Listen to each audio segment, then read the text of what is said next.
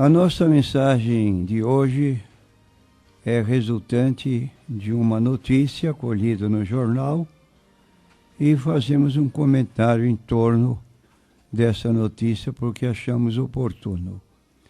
O jornal a que nos referimos é o Book News, edição de 4 de abril de 2015, em sua página de frente, letras garrafais, publicou Juventude Violenta e relata o seguinte: o homicídio do cantor santista Dan Nunes, de 25 anos, reacende uma questão importante na sociedade atual, onde cada vez mais jovens são assassinados por motivos banais.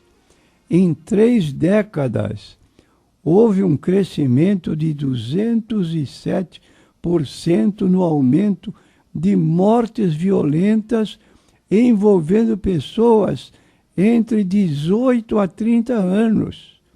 No Brasil, números da violência, Baixada Santista, 207% foi o aumento de mortes não naturais e violentas de jovens, como acidentes, homicídios, suicídios, entre 1980 e 2011, de acordo com o mapa da violência 2013, homicídio e juventude no Brasil.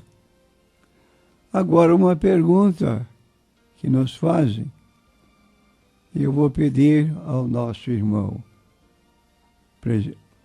pastor Rogério, que responda esta pergunta do nosso. Pastor, então vamos aqui a esse jornal e eu vou fazer então a pergunta para o senhor. Como o senhor está vendo esse crescimento aqui da juventude brasileira, com números avultados de mortes não naturais e violentas de jovens, como por exemplo os acidentes, que são muito constantes, os homicídios e também, pastor, os suicídios? Realmente é acabrunhador tomar conhecimento de uma situação, isto porque se trata de uma juventude. Um aviso muito solene deu Deus aos povos antediluvianos, recomendando que cessassem com o pecado daqueles dias.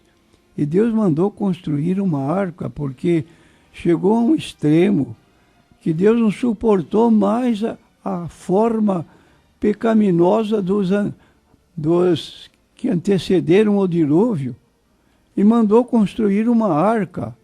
Para muita gente, uma arca no seco era coisa aberrante.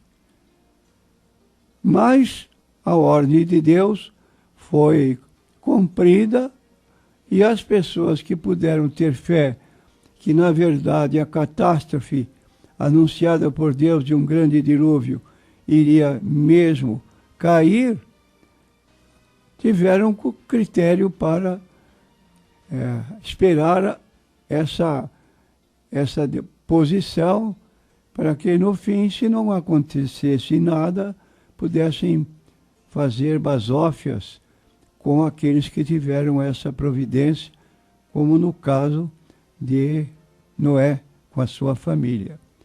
E realmente só entraram 8 pessoas naquela arca enorme que levava muitas espécies de animais.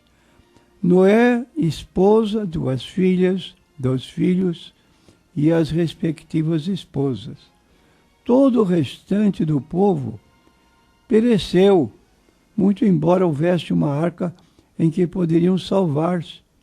E o apóstolo Pedro, já centenas e centenas de anos depois, avisa na sua epístola que a terra de que hoje nós pisamos se reserva como um tesouro para o grande dia em que os elementos se desfarão e a terra e as obras que nela há se queimarão.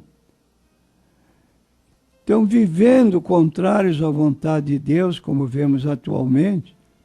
E em 2 Pedro, capítulo 3, versículo 6, está escrito: pelas coisas pereceu o mundo de então, coberto com as águas do dilúvio, mas os céus e a terra que agora existem, pela mesma palavra, se reservam como tesouro e se guardam para o fogo, até o dia do juízo e da perdição dos homens ímpios.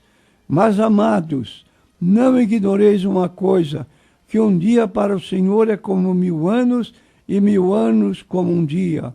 O Senhor não retarda a sua promessa, ainda que alguns a tenham por tardia, mas é longânimo para convosco, não querendo que alguns se percam, senão que todos venham a arrepender-se. Isso teria acontecido se o povo antediluviano tivesse entrado na arca como providência de Deus. Mas zombaram da arca, Noé e a família entraram. E nos dias atuais, o que nós observamos concernente às populações de hoje? Como acabamos de ler, jovens numa idade tão recente, 16 a 18 anos, estão partindo deste mundo porque estão cercados de tantas práticas impróprias que levam a pessoa à morte antes do tempo.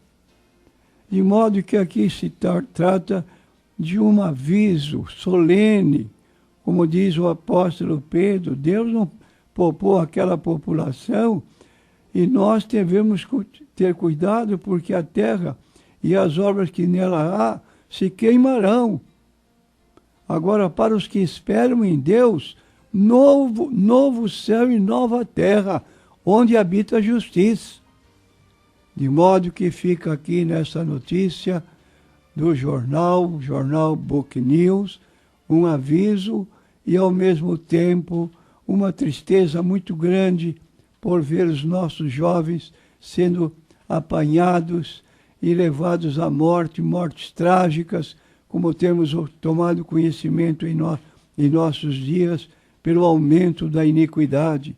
E como diz a Bíblia no capítulo 24 de Mateus, por se multiplicar a iniquidade, o amor de muitos esfriará.